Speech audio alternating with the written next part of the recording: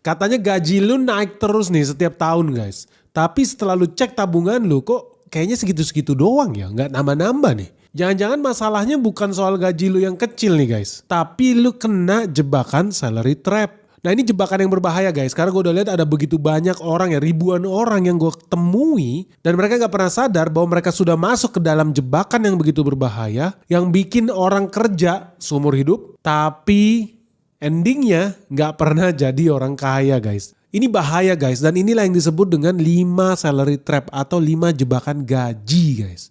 Nah apa sih jebakan yang pertama? Yang pertama adalah jebakan lifestyle. Jadi banyak orang lifestyle-nya naik tapi asetnya itu nol. Ini bahaya. Karena begitu gaji naik, biasanya orang gaya hidupnya ikut naik. Dan kadang-kadang ngaco naiknya. Kenapa? Misalkan gaji cuma naik 20%. Tapi pengeluaran bisa naik 50%. Ini bener-bener keblinger guys. Dan banyak orang di Jakarta khususnya yang gue lihat itu seperti ini. Nggak masuk akal. Gajinya tadinya 10 juta naik jadi 12 juta. Gaya hidupnya tadinya cuma 5 juta sebulan. Malah jadi naik 10 juta sebulan. Nggak masuk akal. Kok gajinya naik cuma 20% tapi lifestyle-nya bisa naik lebih dari 50% aja udah gak masuk akal. Bahkan ada ya orang yang gajinya 6 juta. Begitu naik jadi 9 juta, apa yang terjadi? Hal yang pertama dia lakukan ganti handphone baru. Banyak nih ketika gue ketemu para junior gue ya, orang-orang yang masih muda. Begitu gajinya naik, langsung gue udah ganti handphone. Langsung ngopi-ngopi cantik di mall tiap hari. Bahkan ada yang udah mulai berani ngambil cicilan mobil. Ini gila banget nih, ngaco banget. Ujung-ujungnya ketika akhir bulan, komplain, kok gaji gue habis ya.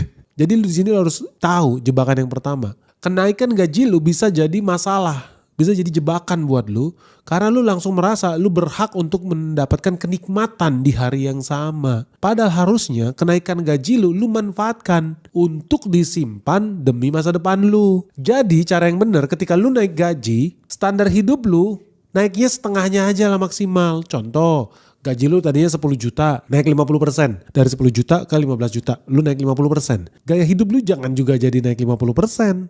Tadinya 5 juta jadi 7,5 juta, jangan. Lu naik maksimal 20% lah, 25%.